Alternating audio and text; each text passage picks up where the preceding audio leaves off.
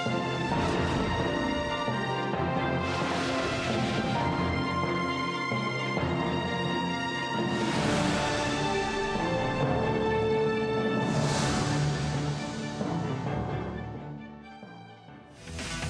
our headlines on this Tuesday, April 22nd, here in South Korea, Pope Francis, Bishop of Rome and Supreme Pontiff of the Catholic Church, dies of a stroke early Monday morning at the age of 88, according to the Vatican. Finance Minister Seungwoo heads to the U.S. today to partake in tariff talks on the sidelines of the spring meetings of the World Bank Group and the IMF. Also, on the local front, the presidential election is precisely 6 weeks away and partisan primaries remain heated as candidates seek to secure their party ticket. The Catholic community worldwide is mourning the passing of Pope Francis, who died of a stroke early Monday morning after making a surprise appearance on Easter Sunday at St. Peter's Square. An Sung-jin has our top story.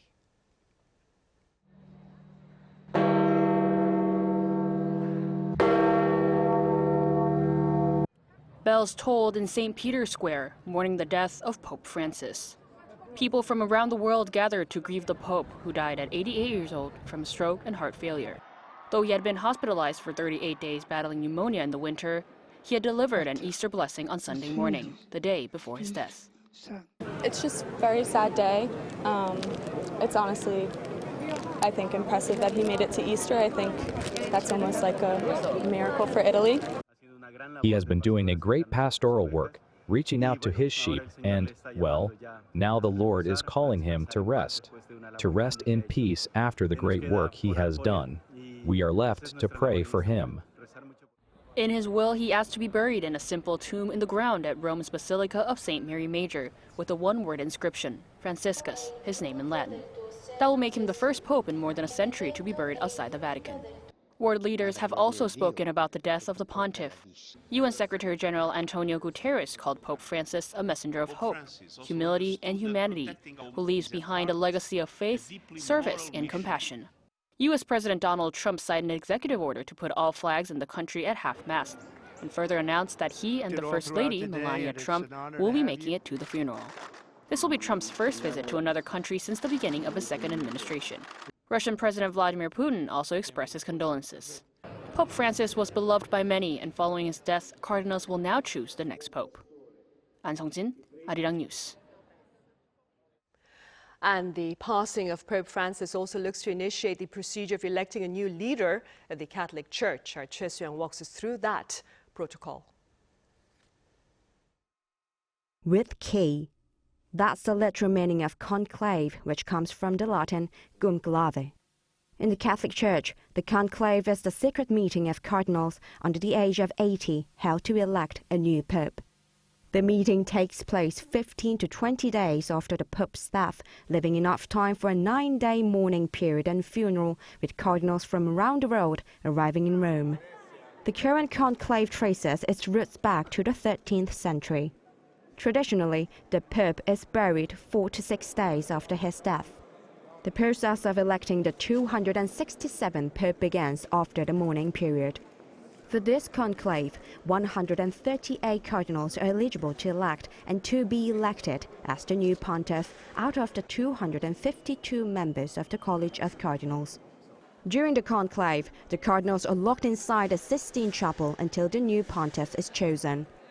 They cast 4 ballots each day, with a 2/3 majority required to choose the Pope. The cardinals are not allowed contact with the outside world, no phones, no television, and no newspapers. After each vote, the ballots are burned, and the smoke coming from the chapel's chimney is the only signal to the outside world. Black smoke means an inconclusive vote, while white smoke marks the election of a new Pope. Once elected, the bells of the Sistine Chapel ring, and after the chosen candidate accepts the office, an official announcement is made, revealing the new Pope's papal name. Pope Francis, elected on March 13, 2013, was chosen after 5 rounds of voting, just 2 days into the conclave. The senior Cardinal Deacon introduces the newly elected pontiff with the traditional declaration, Habemus Papam, meaning we have a Pope. Following Pope Francis, the first Latin American pontiff, all eyes are now on whether the next pope for the first time could come from Asia or Africa. Jae-myung, Arirang News. And here in Seoul, Acting President Han Duck-soo was at the Maongdong Cathedral this afternoon to mourn the passing of the Pope. The visit to the memorial space at the church in downtown Seoul follows his words of condolence conveyed to the Vatican yesterday. According to Han's office, his message shared the sorrow of the South Korean government and its public with regard to the Pope's passing, while underscoring the late Catholic leader's life of peace, reconciliation and dedication to the poor and marginalized. Han also recalled the Pope's visit to South Korea back in 2014.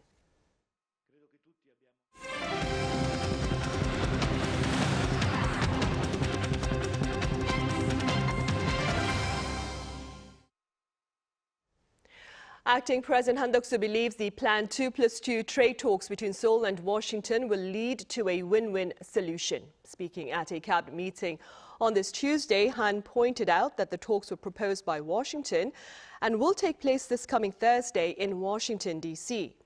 Finance Minister Seungwoo and Trade Minister An Deok-keun will meet with U.S. Treasury Secretary Scott Bessent and U.S. Trade Representative Jae-myung. On the agenda are tariff consultations and prospects of partnership in shipbuilding and energy. Minister Che departed for the U.S. earlier today to also attend the G20 meeting of finance ministers and central bank governors. The meeting will be held in conjunction with the IMF and World Bank spring meetings. In other news, the government here is planning a partial rollback of its tax cuts on fuel in light of falling global oil prices. The current rates are set to expire at the end of this month, and the new rates will be in place until the end of June. Accordingly, come May, the tax break for gasoline will be eased to 10% from 15%, while for diesel the cut will be adjusted to 15% from the current 23%. Such relief measures have been in place since late 2021. On the political frontier, partisan primaries remain heated, and for details, I have my colleague Kim Do-yeon live on the line. Do-yeon, it's good to have you on. Now, let's begin with the Democratic Party that appears to have a clear frontrunner, Do-yeon. That's right, Sonny. The frontrunner Lee Jae-myung, however, was forced into a quiet day on the campaign trail as he appeared in court for one of his ongoing criminal trials. Still, he took to social media earlier in the day to highlight his pledges, ranging from cutting carbon emissions and reducing plastic use to pushing forward with changes in the nation's medical system. Tomorrow marks the start of the second half of the regional primaries, starting with the southeast, covering the Jeollado province's Gwangju city. A liberal stronghold, this region accounts for 27% of the Democratic Party's total electors, more than 18% combined from the previous two voting regions, the Chungcheongdo and Gyeongsangdo provinces.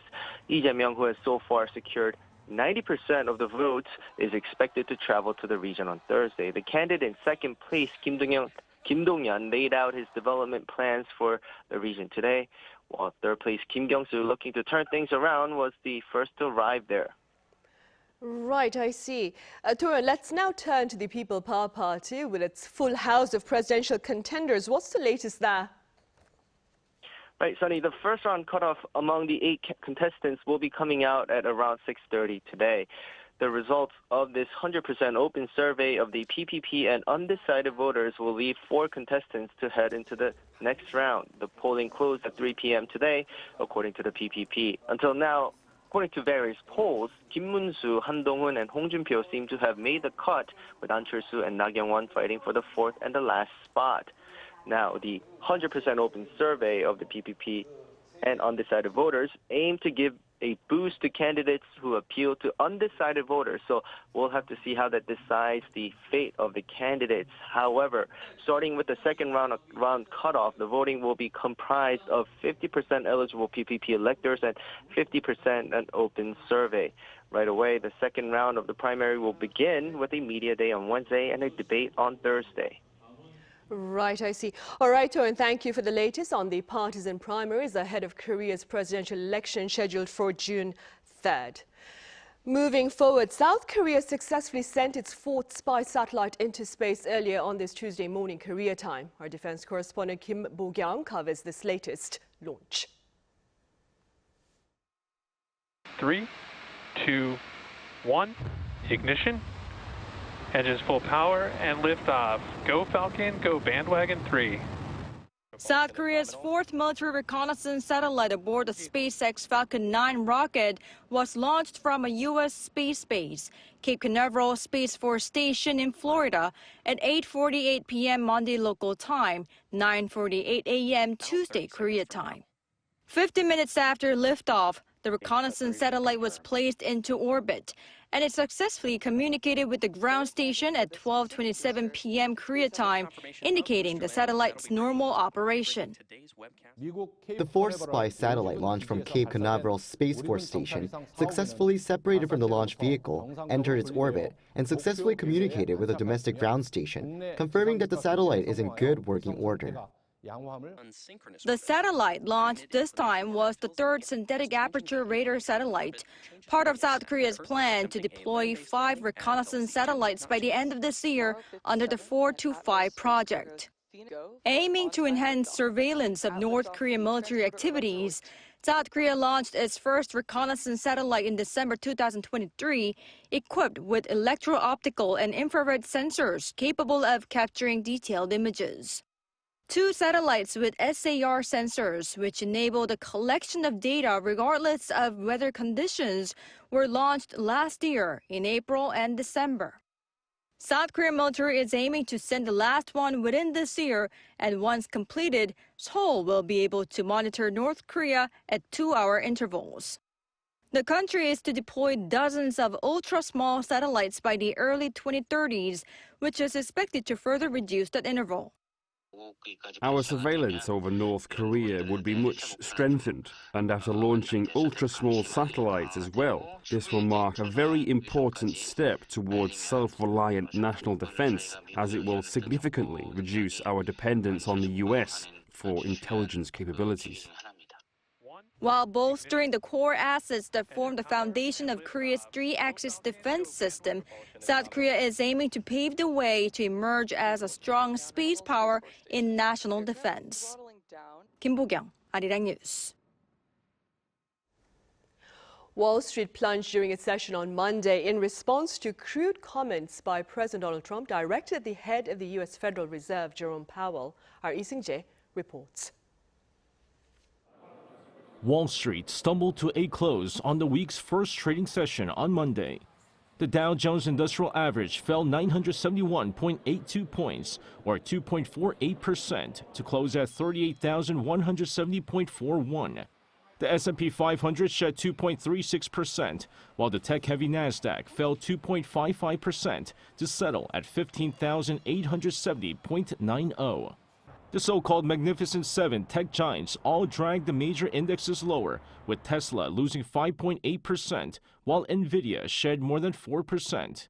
Wall Street saw U.S. stocks tumble and bonds sold off as U.S. President Donald Trump threw fresh criticism toward U.S. Fed Chair Jerome Powell on Monday, pressuring him to cut interest rates. Taken to social media, Trump said the economy would slow unless Powell, who he called Mr. Too Late, a major loser, lowers interest rates immediately. Trump had previously called for the U.S. Fed to lower rates, even hinting at Powell's possible termination. The lack of progress on global trade after Trump announced his reciprocal tariffs earlier this month has also dented investor confidence. Since Trump's announcement on April 2nd, the S&P 500 is down 9%, and both the Nasdaq and Dow Jones fell nearly 10%. Jae-myung, Arirang News. Over in the Middle East, Qatar and Egypt have proposed a long-term truce to end the war in Gaza between Israel and Hamas. Citing a Palestinian Arab official, the BBC says the two mediators suggested a ceasefire that includes a 5 to 7 year pause in fighting, the release of all hostages in return for Palestinian Arab prisoners in Israeli jails, as well as a complete withdrawal of Israel from Gaza. The official also reportedly told the BBC that Hamas is ready to hand over the governance of Gaza to, quote, any Palestinian entity agreed upon at the national and regional level. A Korean animation based on the Bible debuted at #2 at the U.S. box office and globally raked in over $19 million on its opening weekend. Our Ian Jin has more. The animated film The King of Kings, created and produced by Korean studios and filmmakers, debuted at #2 in the North American box office. With its Korean title translating to The Life of Jesus, this marks a milestone for a Korean animation on the global stage. According to the U.S. tracking site Box Office Mojo, The King of Kings raked in $7.01 million across 3,200 theaters in North America on its opening day on April 12th.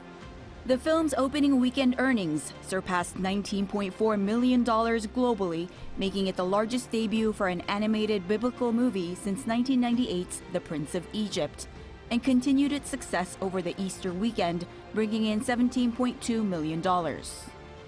From the beginning, we targeted the North American market as our main target audience. The U.S. is a country founded by Puritans, and although it is not the same as it used to be, it is still a country with a strong Christian cultural tradition, so we were confident that this theme would resonate with audiences. That said, the success has been far greater than we anticipated, leaving us feel a bit overwhelmed. The story of the life of Jesus is well known, but it had never been made into a feature-length animated film for the theater. Written and directed by Mofak Studios CEO Seungwoo, who was inspired by Charles Dickens's book The Life of Our Lord, and tells the story of a father taking his youngest son on a journey through time to restore their relationship. To this fresh approach, Jang added extraordinary computer graphics and visual effects. Director Jang endured a decade of rejections for investments to bring this film to theaters. But it is now set to make its way around the world, with anticipation high for its release in South American theaters, before it comes to Korea at the end of July. Ian Jin, Arirang News.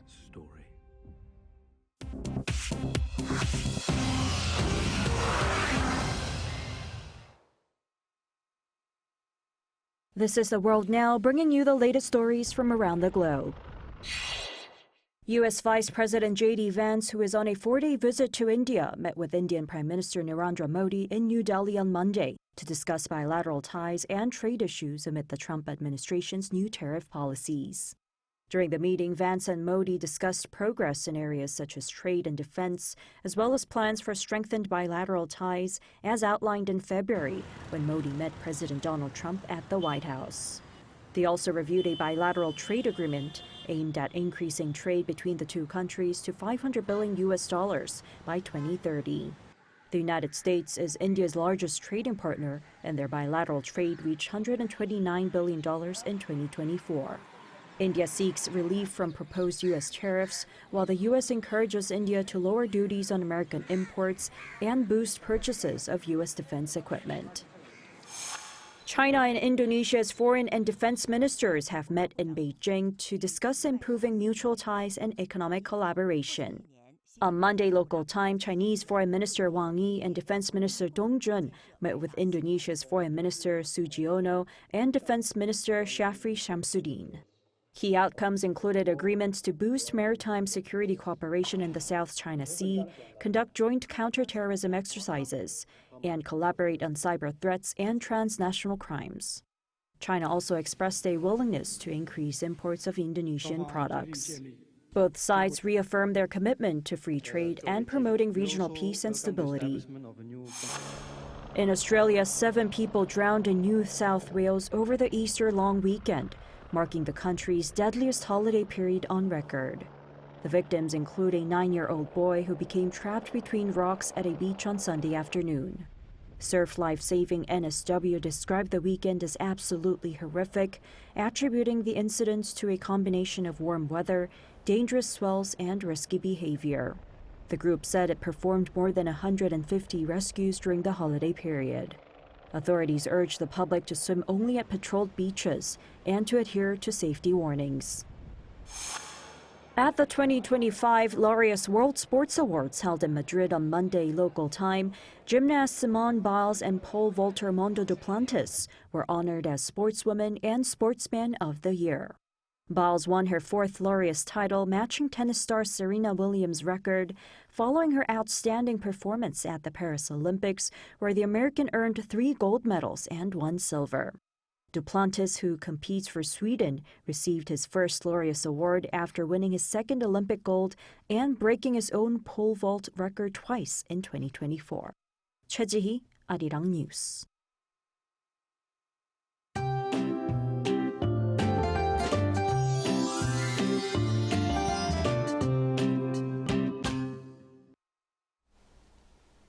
There is some heavy spring rain all over the country. In inland areas, 5 to 15 millimeters per hour of rain has been pouring down everywhere. On the south coast, rain is accompanied by thunder and lightning with gusty winds. In most areas, 5 to 30 millimeters of rain is expected today. The wind is blowing strongly with this rain, with a strong wind advisory issued on the south coast. Winds of up to 20 to 25 meters per second will blow in the mountainous areas and coastal areas, around 50 meters per second in the rest of the country. Rain will mostly stop late tonight, but it will continue on the east coast until tomorrow morning. Morning will start mild with Seoul and Jeju at 13 degrees Celsius, Daejeon, Daegu, and Busan at 15 degrees. Daily highs will move up to 24 degrees in Seoul and Chuncheon, 19 degrees in Busan and Jeju. The weather will get chilly on Friday morning with the temperature in Seoul falling to 7 degrees Celsius. That's all for Korea. Here are the weather conditions around the world.